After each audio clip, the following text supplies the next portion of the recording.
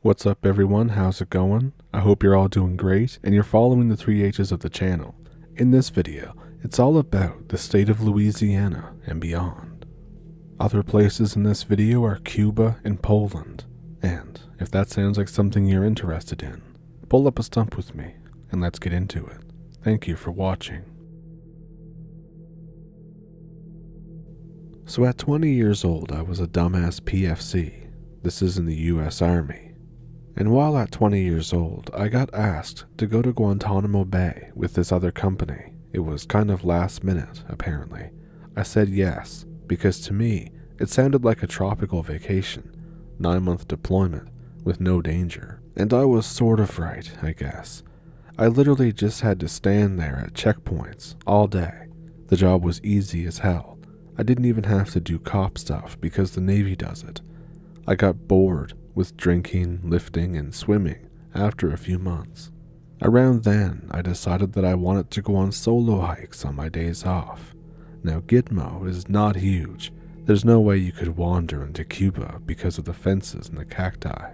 So I'm hiking along this ridge because why not? It's part of Gitmo that's not off limits, but no one really goes there since there's literally nothing there. So I come up over this hill, about 2 miles walk from basically anything, and then I see something, one of the old camps. There's nothing and no one else around. It looks abandoned, but I think I may as well go check it out. It used to be a CIA black site. I get to within 15 feet of the fence, and this was where I started to feel like something was wrong. I wasn't intending to break into it or anything, but this was abandoned. And by the look of it, for at least 5 years by this point. So I started to walk around, trying to see inside the buildings from the fence.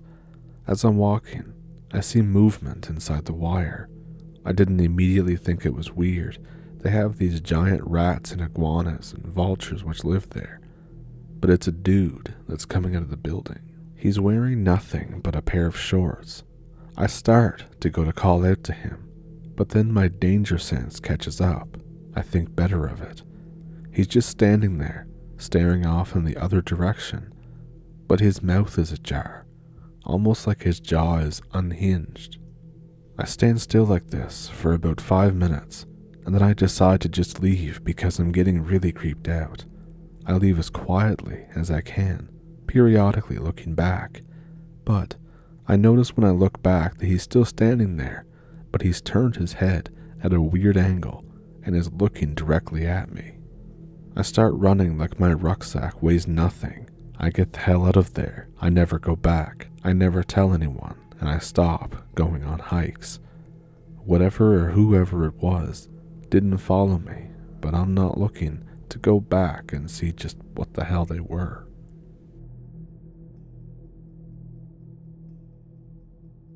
So back in 2008, I was on my way home from the movies. There was a really bad storm that night. It was rainy and windy as all hell. So I swerved to avoid a fallen tree branch and just barely clip it with the rear left tire. The tire, unfortunately, blows. I immediately pull over and put on my hazard lights. I get out to inspect the damage. It's raining so hard that it feels like I'm at a water park under one of those huge dump buckets. So I go around to the back and open the trunk, but the spare tire is flat too, and I think, oh shit.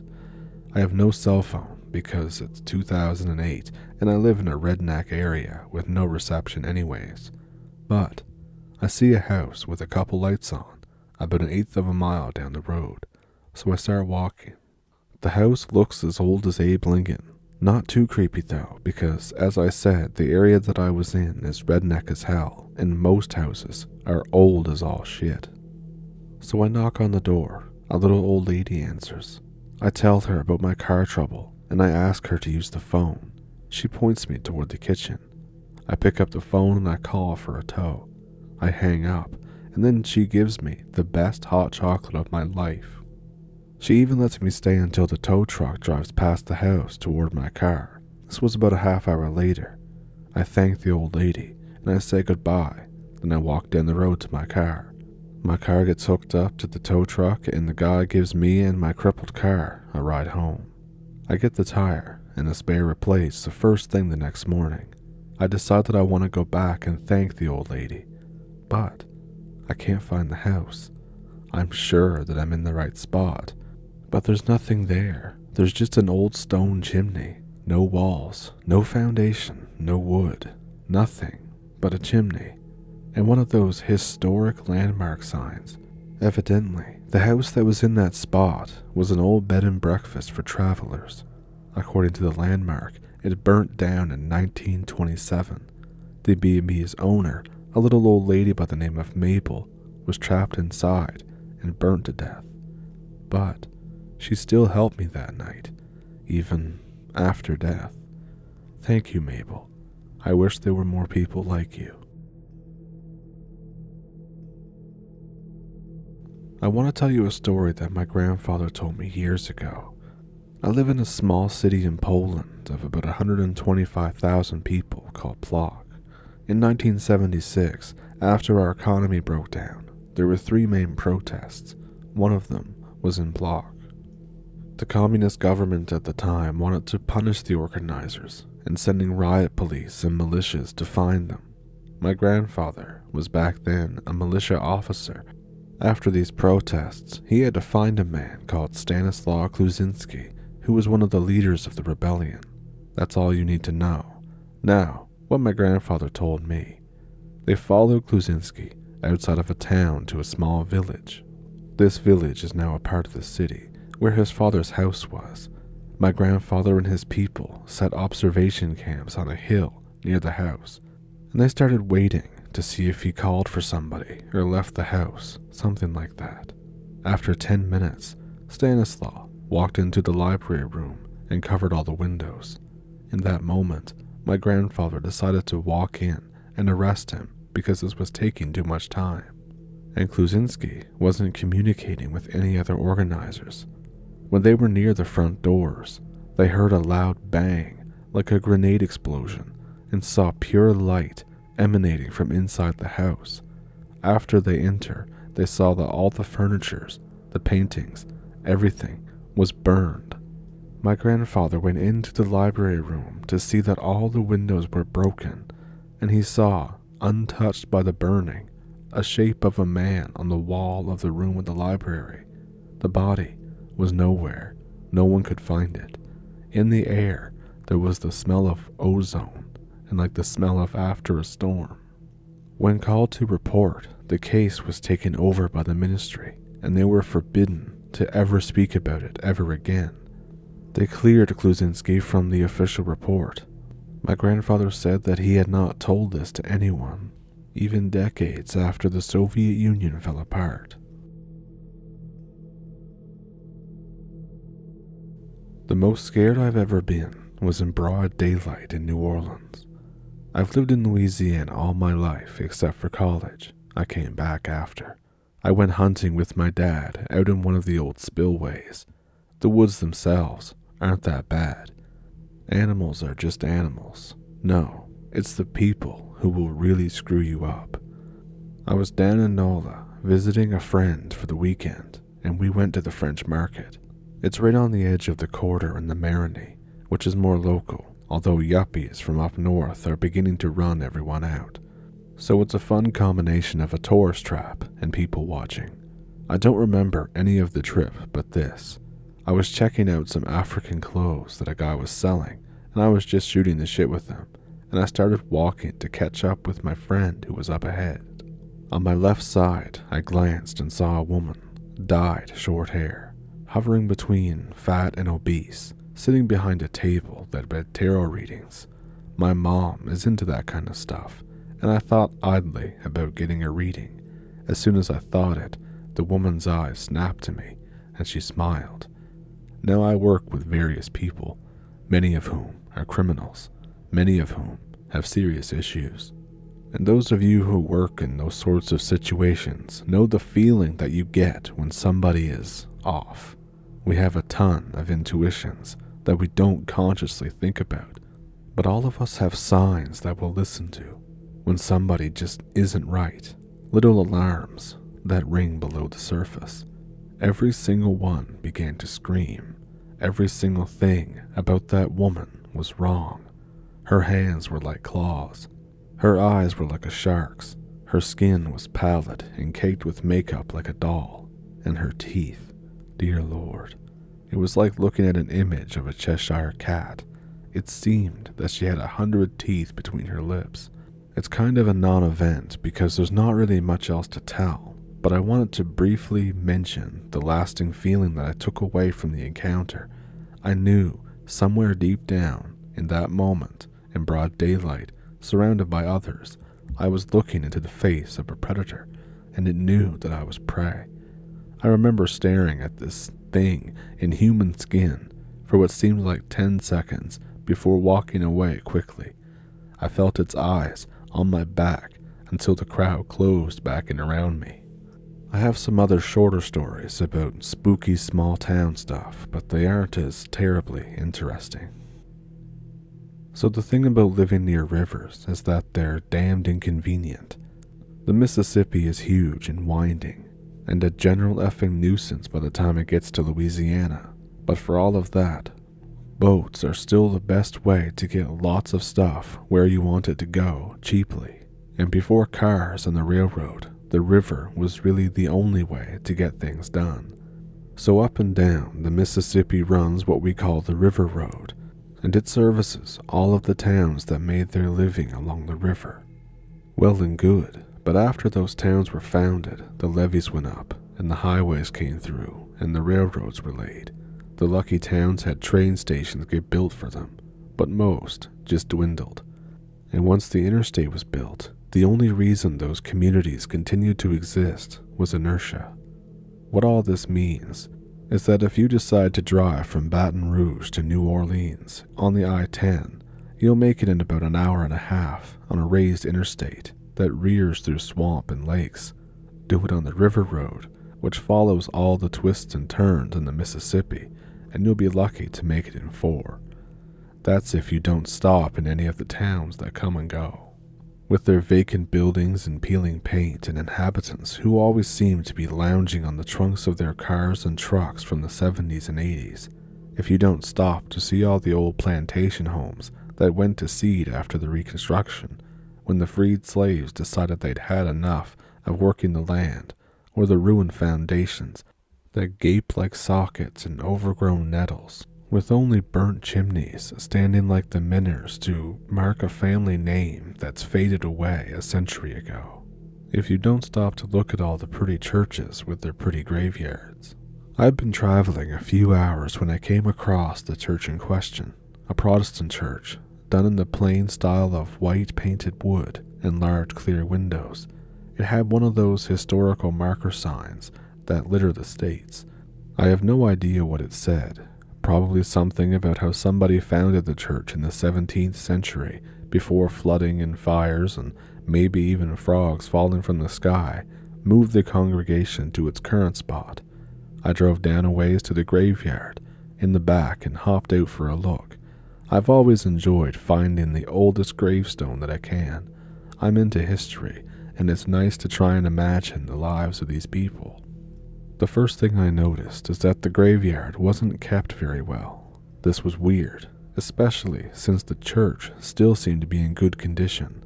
The stereotype about us taking care of our graves is an accurate one. The ground wasn't very even, and lots of gravestones were broken or leaning. And then I saw the crypt. Most of you are familiar with the necropoli of New Orleans.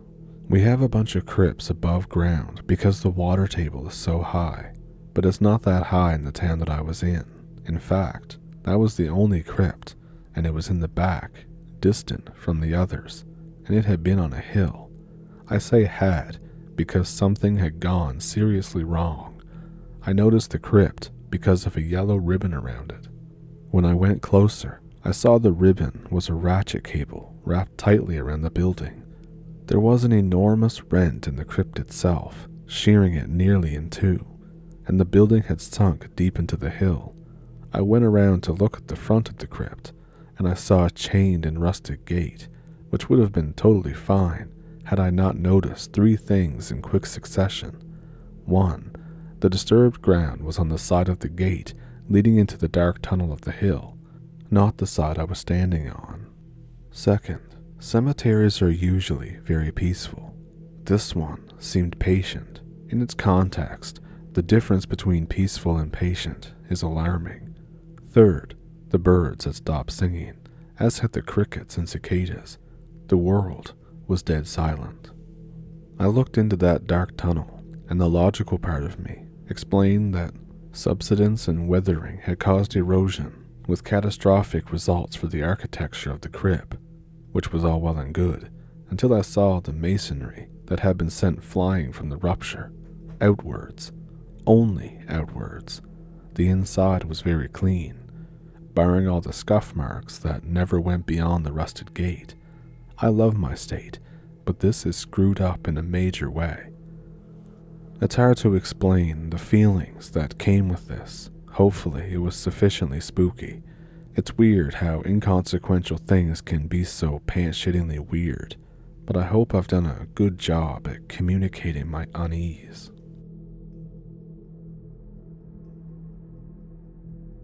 It's good that these days people can talk about paranormal things without writing everything off as crazy. So let me tell you my story. I was born and raised in Louisiana. I lived in a normal neighborhood in a normal house with normal parents. My uncle, on the other hand, lived deep in the bayou. I'm talking the type of shit that you see in movies, where there's a cabin on stilts with lamps hung outside in the middle of the swamp. I didn't even think they existed anymore when my parents took me over to my uncle's cabin for the very first time. But here I was, right in front of it. I was about 8 years old at the time, and my uncle used to tell me stories about an old hag witch that lived deeper in the swamp. He told me stories about how she would come out every now and then to snatch up people who wandered too close to her territory and eat them. Now, my uncle was that special brand of asshole that liked to scare little kids half to death, so he would do things like this all the time. I was scared back then, but we took another trip out to see him when I was about 15. I had brought my friend along, Tom, who needed a place to stay since his folks were abusive. Anyways, it was me, my mom, my dad, Tom, and my uncle. We would sit around his fire pit that he had in his cabin where he used to tell me his scary stories. And he started back up telling us the story about the hag he had told me about when I was a kid. I remembered it and laughed to myself as my parents made comments like, "They're a bit old for that now, aren't they?" We spent our time there without incident until we were ready to leave, but me and Tom decided that we wanted to stay over at my uncle's place for a bit longer since we were having a blast over there. My parents, very begrudgingly, agreed. There was a lot of crime going on under the heavy cover of the canopy of gnarled swamp trees, so my parents were naturally a bit uneasy about this, but me and Tom stayed with my uncle despite my parents' protests. Tom seemed interested in my uncle's story about the hag, much more than I was, so he asked him if he knew anything else about the story. My uncle, to my surprise, had more to say on the matter. He began explaining that the hag could be found if you walked down an old path through the swamp, but you could only reach it by boat. Then Tom had this crazy idea. He asked my uncle if he could take us to the path. I remember looking at my uncle, thinking that he was about to break the news to Tom about his story being bullshit that was meant to scare him, but to my surprise, he said, "Sure, we'll go tonight." I looked between the both of them. My uncle was smiling. He obviously had something even more devious planned for poor Tom, if only he knew. It was about 6 o'clock at night when we started getting ready to get going on our bullshit witch hunt. My uncle gave us each a backpack and loaded us up with survival gear. I had some reservations about camping out in the swamp, but my uncle was a crazy MFer. Once we got ready, my uncle grabbed his gun and we headed out. He got us into his boat and off we went. He guided the motor at the back of the boat while I sat next to him, Tom sitting near the middle of the boat, looking around at the surroundings that were dimly lit by a lamp on the front of the boat. I looked to my uncle and asked the inevitable questions. What did he have planned for Tom? Why was he going so far with the joke this time? My uncle just laughed and said, "You're gonna laugh your ass off." We must have been boating for something like 10 minutes before we came to what looked like a dock.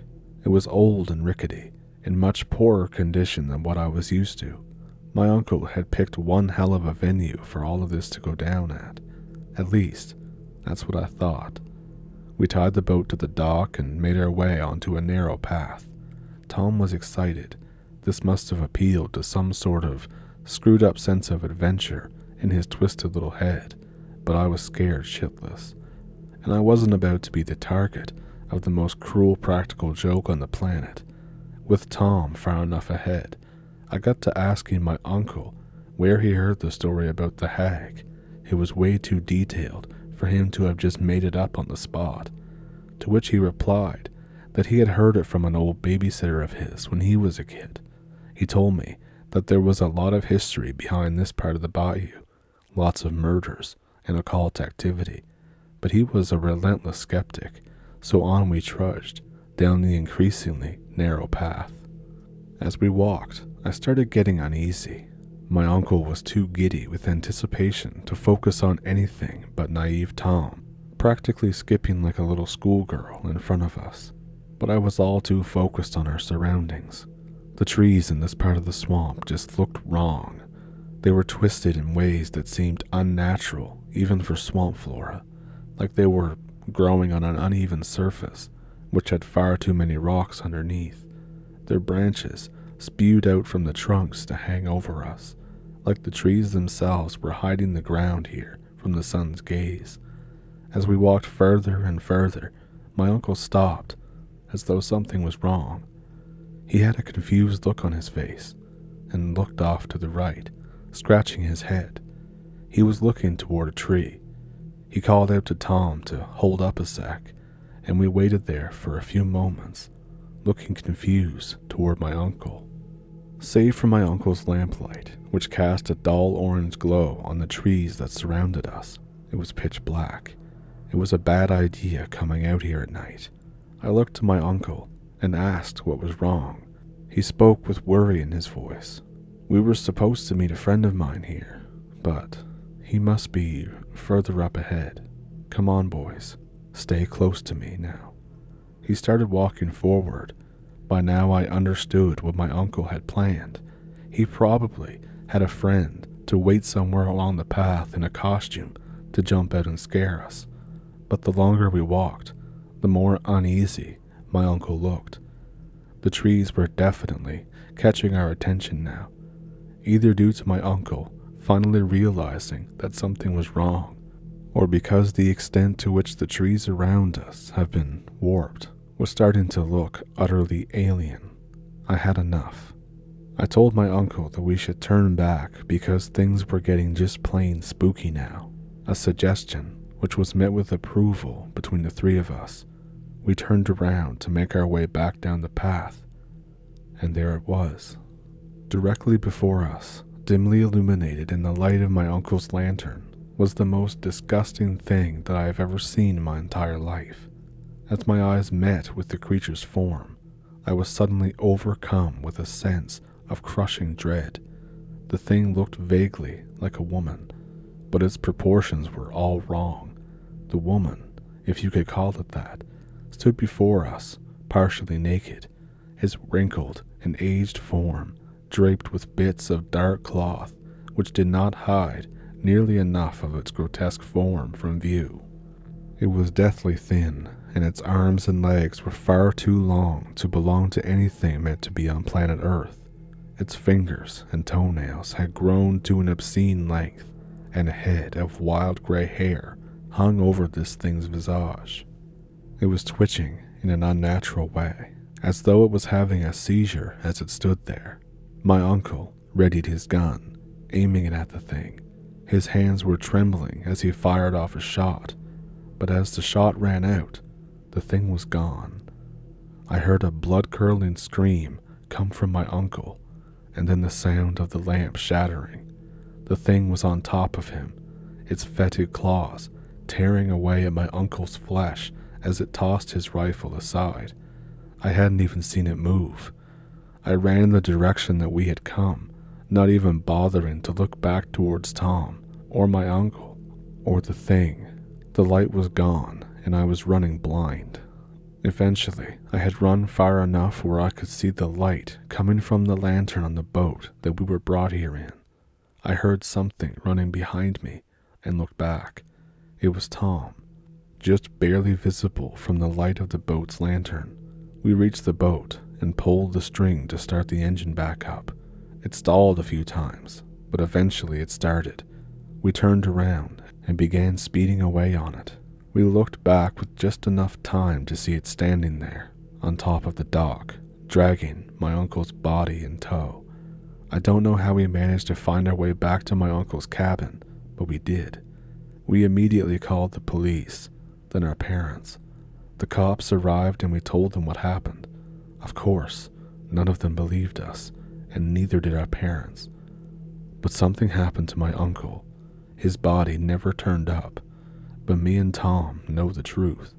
I moved to California shortly after that, but Tom is still living in Louisiana.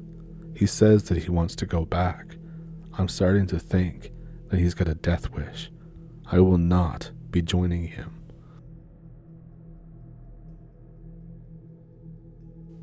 What did you think of those encounters?